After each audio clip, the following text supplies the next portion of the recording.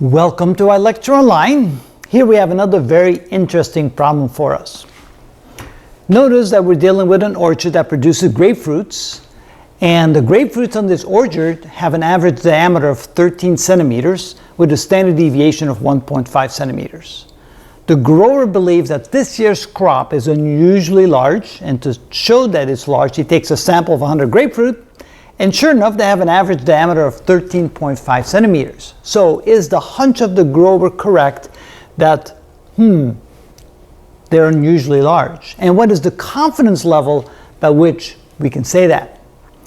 Now, quite often we have a hunch. When we see something because of experiences, we think, wow, this is unusually large, unusually small, it takes an unusual amount of time. Is it unusual? So that's what we're trying to determine. And what is the confidence level that we have in that? So let's try to visualize what's going on here. So let's draw a distribution of the population of grapefruits. And we can see that typically the average is 13 centimeters.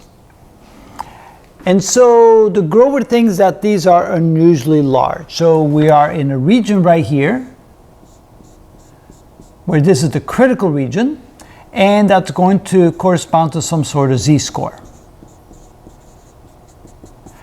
And of course, we're going to have a test statistic, and of course the test statistic will either fall in the non-critical region or in the critical region. So t equals question mark or t equals question mark, that's typically what we do.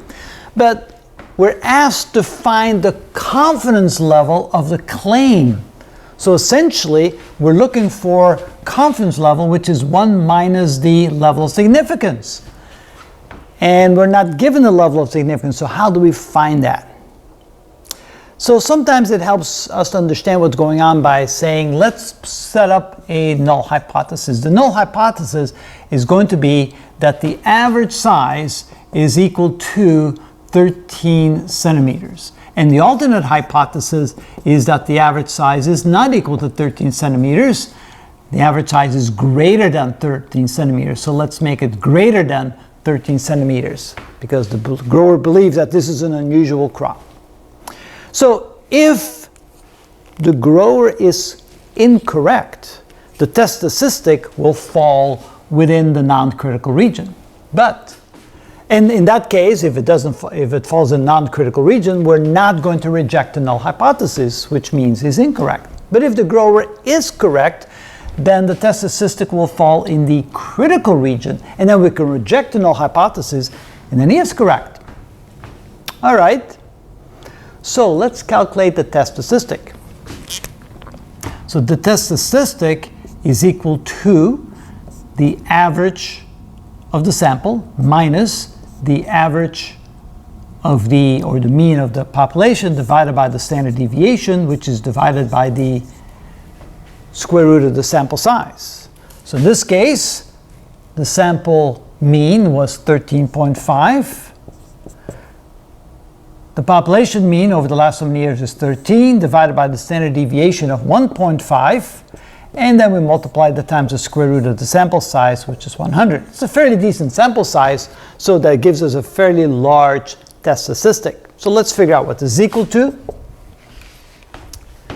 Okay, so we have 0.5 divided by 1.5, which is a third, times 10, which is 3.33.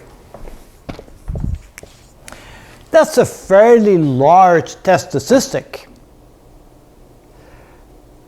What z-score does that correspond to? So let's now put our test statistic right on the boundary.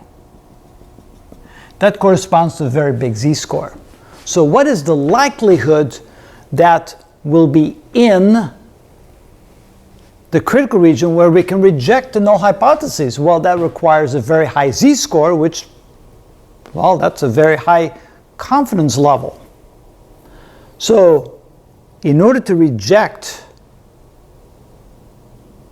the null hypothesis, the t-score has to be, or the test statistic has to be in the critical region. So let's correspond that to a level of significance. So we're going to find the level of significance corresponding to a test statistic equal to 3.33, which is a z-score of 3.33. So what number on the table does that correspond to? So I'll look at it, and I go 3.3, 1, 2, 3, that's 49957.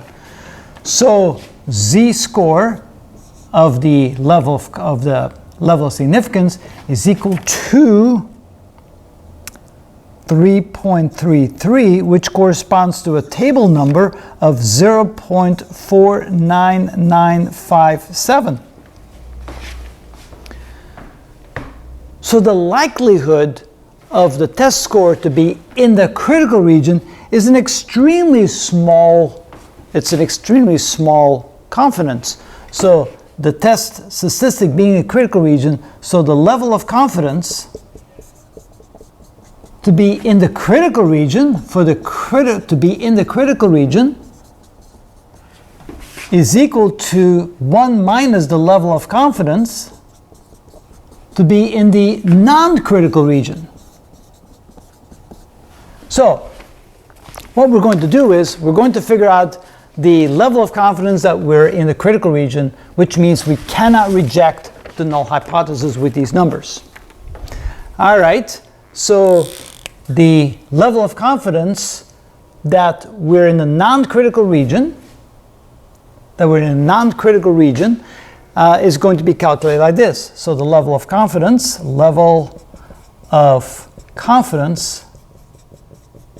to be in the non-critical region is going to be equal to, that's going to be 50%.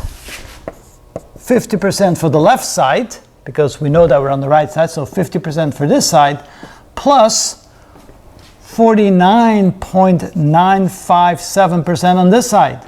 So that's a total plus 49.957% on this side. So that's equal to 99.957%. So with the information given and the sample taken of the 100 grapefruit, we're 99.957% sure, confident that we're in the non-critical region. And if we're in the non-critical region, we cannot reject the null hypotheses, which means that the grapefruits are standard size. Yes, he picked 100 that were slightly bigger, but with the normal average and the standard deviation, it's not all that abnormal. So there's only a tiny chance that the growers believe is actually correct. So now we take 100% minus 99.957%, and you can see that is 0.043%. So there's only a confidence level of 0.043% that the grower is actually correct and that this year's crop is unusually large. Sometimes our hunches do mislead us. He thought they were bigger than normal, but pretty close to within the range that we would normally expect. We're 99.957% sure that they're not unusual in size, that the average of the sample reflects the average of the population, and it's a very tiny percent chance that the grower is indeed correct, that they're unusually large. And that is how it's done. That's the beauty of statistics. It puts aside our assumptions, our beliefs, and puts the real science to work and supports or doesn't support what we believe. And that is how it's done.